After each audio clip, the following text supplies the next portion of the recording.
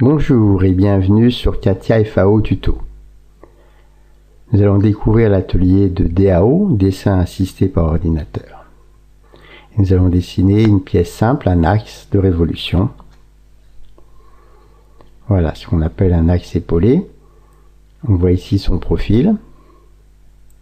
Et ce profil, on va le faire tourner autour d'un axe pour générer la surface. C'est donc la méthode la plus simple pour générer les pièces de révolution, un profil, un axe.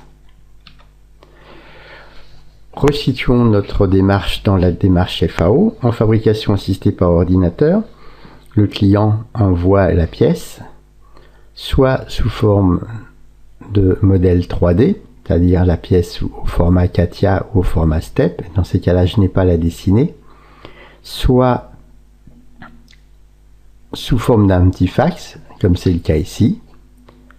Et là, vous voyez, on nous a faxé le plan de la pièce, un diamètre de 30, un épaulement de 10, après un guidage de 15, on arrive sur un diamètre de 15 aussi, et puis il y a des chanfreins, un de 45 degrés, un de 30 degrés, et une gorge au centre, voilà, en qualité JS13. Donc cette pièce, puisqu'elle m'a été envoyée en papier, je suis obligé de la dessiner pour pouvoir l'usiner sur CATIA. C'est ce qu'on va faire maintenant. Avant de lancer CATIA pour la démo, petit rappel, si vous avez mis les bons cas de setting, vous aurez la configuration en bleu ici, c'est-à-dire les 3 plans cachés et un système d'axes. Si vous avez laissé CATIA sans le configurer, vous aurez les 3 plans. Ça n'a pas d'importance pour le dessin, dans tous les cas vous pourrez dessiner votre pièce sans souci. Passons donc à CATIA. Donc la fenêtre de CATIA se présente comme ça quand vous l'ouvrez à peu près. Pour créer une nouvelle pièce, fichier nouveau, ou CTRL N, et là vous descendez dans la liste déroulante et vous choisissez Part, une pièce ça se dit Part en anglais. Donc je clique sur Part. Ici je revalide, sauf si je veux donner son nom tout de suite. On verra tout à l'heure comment le faire. Voilà, ma pièce Part, c'est 3 plans. Quand je clique dessus, je vois rien parce qu'ils sont cachés. Et le système d'axe, quand je clique dessus, vous voyez au centre ici, il change de couleur. Et le corps principal. Je vais lui donner un vrai nom. Clic droit, propriété. Et ici, c'est dans l'onglet Produits. Des fois c'est l'onglet qui s'ouvre et le dernier utilisé. Donc c'est pas forcément l'onglet produit sur lequel vous êtes, ça peut être mécanique, masse. Donc dans l'onglet produit ici, je marque axe 001, qui est le nom de ma pièce. Donc de toute façon un nom sans accent de préférence et sans espace. Comme ça on n'a jamais de souci. Voilà, axe 001 et je suis prêt pour dessiner ma pièce. Une pièce en tournage, c'est donc un axe autour duquel tourne ce qu'on appelle une polyligne, un contour. J'ai ce contour-là à dessiner. Je monte le chanfrein, je descends. Donc je vais dessiner maintenant avec l'outil ici à droite, esquisse, je clique. Vous voyez en bas à gauche, sur un plan, une face ou une esquisse, il vous demande de la sélectionner. Donc pour sélectionner, ici on a le petit trièdre. Donc là par exemple je sélectionne le plan XZ. C'est le plan qu'on prend habituellement dans les pièces de révolution, mais peu importe. Voilà. La grille que j'ai configurée dans mes cas de setting est une grille de 5 mm. Donc on voit ici que si je dessine ma pièce qui va faire 30 de diamètre, c'est-à-dire 15 de rayon, elle va être toute petite au centre. Donc je vais zoomer. Pour zoomer, 2 méthodes. En bas, ici, vous avez agrandir ou réduire. Vous voyez, quand je clique, ça agrandit. Voilà. L'autre méthode, c'est d'appuyer sur la molette et de maintenir le clic gauche. Voilà. Et je donne un clic sur la molette. Je vais reprendre. Voilà, un clic sur la molette. Maintenant, un clic gauche et je relâche. Voilà, ça me permet de zoomer. Donc, je sais que ma pièce va faire 3 carreaux de haut au rayon. Voilà. Maintenant, pour déplacer, là encore, 2 méthodes. Soit vous venez en bas ici, il y a la croix déplacer. vous pouvez déplacer votre pièce où vous voulez. Ou alors vous cliquez sur la molette centrale et vous déplacez votre pièce. Voilà. Donc ici, je vais dessiner ma pièce dans cette zone-là. Donc c'est bien centré. Pour faire mon contour, je viens ici sur contour, je clique, je monte à peu près de 15, à peu près de 10, mon angle à peu près de 45 degrés, je descends, je pars à l'horizontale, je fais ma gorge, je reviens, je remonte. Alors vous voyez là, à chaque fois, hop, Katia vient de trouver que ce point-là était exactement aligné avec le chanfrein. Aucun rapport. Moi, je continue à monter. Ce que je veux, c'est que mon point soit aligné avec la ligne horizontale de gauche. Voilà, je pars. Ah, là, vous voyez, c'est pareil. Quand je fais mon chanfrein, il dit, ah, si les deux chanfreins sont parallèles, il suffit de cliquer là. Moi, ça n'a aucun rapport, puisqu'il y a un chanfrein qui fait 30 degrés et l'autre qui fait 45. Alors, vous voyez, il faut absolument choisir un point qui n'a... Voilà, parce que si je fais ça, il va croire que la fin du chanfrein est égale au fond de ma gorge. Ça aussi, c'est embêtant. Donc, il faut éviter tous ces systèmes. Voilà. Je viens viser un point où il n'y a rien de particulier. Je clique, je descends. Ah, par contre, là, il me trouve l'horizontale, ça me plaît bien. Et là, il me trouve le point d'arrivée, ça me plaît bien aussi. Voilà. Donc, clic quand la figure est fermée. Si la figure est ouverte, c'est double-clic pour finir. J'ai donc là tout mon contour. Je vais tout de suite générer la pièce pour que vous puissiez voir ce que ça donne. Je viens donc en haut à droite sortir de l'atelier. Je descends ici à droite dans Révolution. Ici, il me dit il n'y a pas d'axe. Ça, c'est mon axe. Voilà, je peux faire aperçu, c'est bien ma pièce, je fais OK. Voilà. Si je veux tourner ma pièce pour la mettre horizontalement, là encore deux méthodes. En bas à droite, en bas à gauche, pardon, vous avez tourné. Voilà. Et sinon, avec la souris, il faut maintenir la molette du centre et le clic gauche appuyé. Voilà. Dernier bouton très pratique en bas à gauche, le carré jaune, qui vous permettra à chaque fois de recentrer votre figure plein centre. Vous voyez une petite spirale ici, ça veut dire que Katia n'est pas forcément à jour au niveau du dessin. Donc en bas à droite, ici vous avez mise à jour ou CTRL U. Voilà. Donc là, ma pièce ressemble à celle que je veux, mais elle n'a pas les bonnes dimensions, les bonnes cotes. Donc ici, j'ouvre par l'arborescence, je viens sur esquisse et je double-clique. Il me redonne mon esquisse, telle que j'ai donné tout à l'heure. Si je veux l'agrandir, par exemple, un petit plus, voilà. Je veux la bouger, un petit, voilà. Je veux le qui sente tout seul, voilà. Vous voyez, avec les boutons du bas ou avec la souris, on arrive à prendre l'habitude. Alors maintenant, je mets mes cotes. Les cotes, ici, c'est à droite. Ça s'appelle une contrainte. Une contrainte, ici, je monte là à droite. Voilà.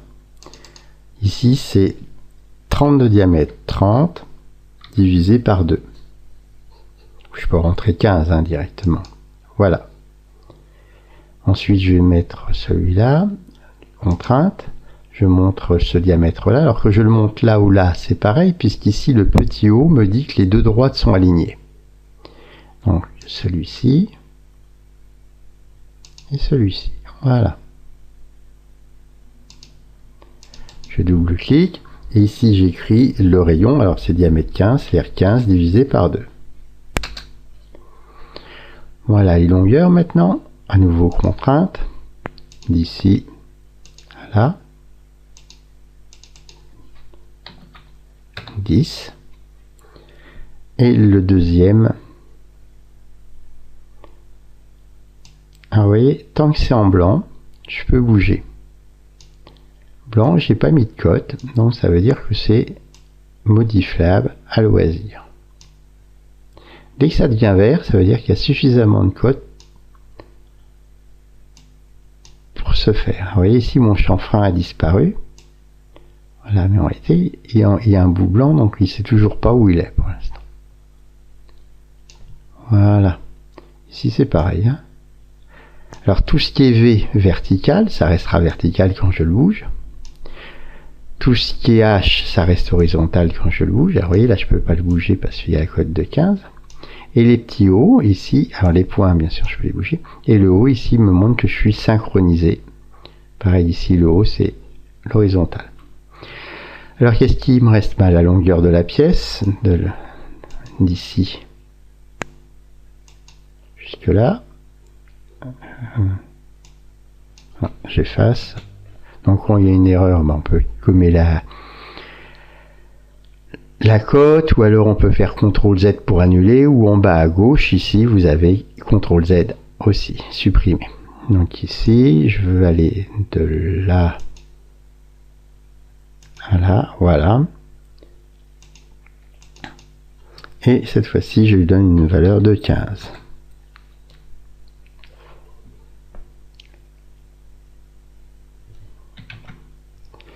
Donc j'ai donné le diamètre 15, j'ai donné la longueur de 10 ici, j'ai donné la longueur de 15 ici, j'ai donné le diamètre de 7,5, c'est-à-dire de 15 ici. C'est un diamètre de 30. Il me reste à côté les chanfreins. Donc ici j'ai un chanfrein de 1,5 à 45.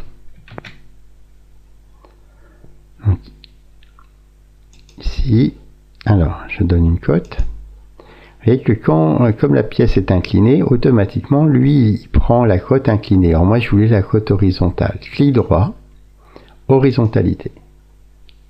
Voilà. Pardon. Clic droit, direction de mesure horizontale. Horizontalité, ça m'avait mis mon bout de droite à l'horizontale. Voilà. Et là, vous voyez, je suis bien en train de mesurer ce que je voulais. Alors on a dit 1,5. Voilà. La cote, donc je peux la déplacer en hauteur. Et ici, je peux la déplacer pour la mettre d'un côté ou de l'autre. Maintenant, il me reste à mettre le 45 degrés. Donc je clique, je montre ici cette droite et je monte celle-là. Voilà. Je double-clique. 45 degrés. Là aussi, après, si vous voulez faire plus beau. Voilà. Deuxième chanfrein ici. Un chanfrein de 2 à 30 degrés. Donc ici, j'ai mon petit chanfrein. Donc, comme tout à l'heure, je mets la cote.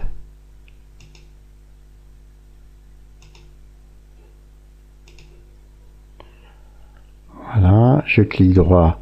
Direction de mesure horizontale, je mets la cote où je veux et je viens de lui dire que c'est 2.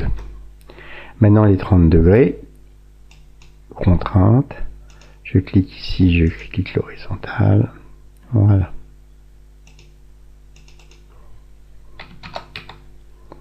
« 30 degrés.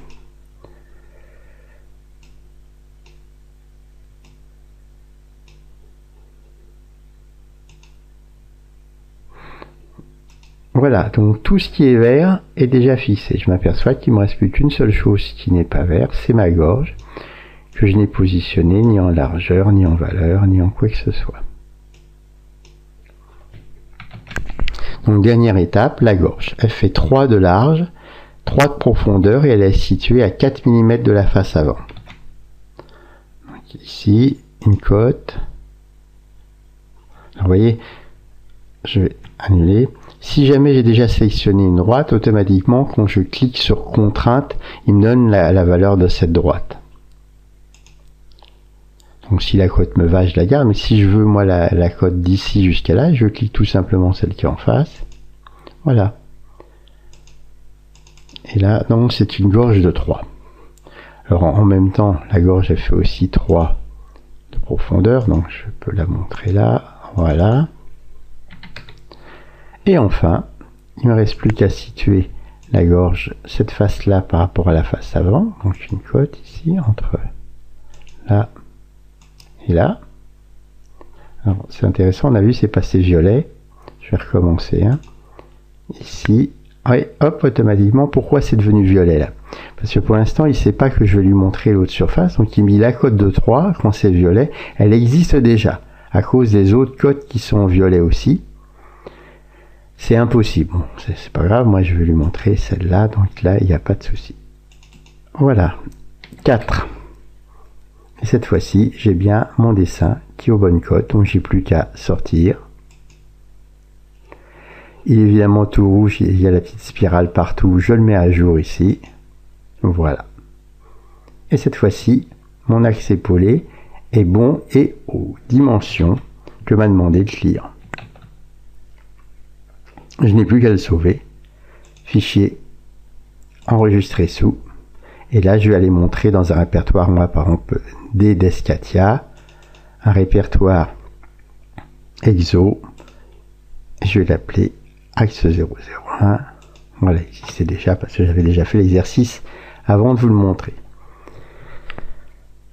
Voilà, donc ça c'est la méthode de création et de sauvegarde. Vous verrez que ensuite les sauvegardes, on les fait jamais comme ça en FAO, parce qu'en FAO, la sauvegarde se fera toujours par fichier, non pas enregistré sous, mais gestion des enregistrements. Et on retrouve exactement ce qu'on a vu là. On retrouve notre enregistré sous. Donc on fait la même chose. Hein. Voilà. Et ici, on finira par OC, mais la particularité, c'est que en FAO, on aura toute une liste ici. On pourra utiliser l'option propagation du répertoire. Donc, une simple pièce peut se sauver par enregistrer sous, mais après, sous CATIA, ça sera plus le cas. Voilà, nous récapitulons. Pour faire une pièce de révolution, on dessine son profil, on cote le profil, ensuite, on sort et ici par le petit bouton révolution on fait tourner voilà la pièce autour de son axe. Si je veux recadrer la pièce, le bouton jaune. Voilà, j'espère que ce tuto de prise en main du module DAO vous aura permis de le prendre en main si c'était une première ou de le redécouvrir si vous en avez fait d'autres. Et il y a d'autres pièces un petit peu plus compliquées pour aller un petit peu plus loin dans tous ces menus de dessin que vous voyez ici à droite, qui peuvent être très complexes si la pièce est très complexe. Merci. Au revoir.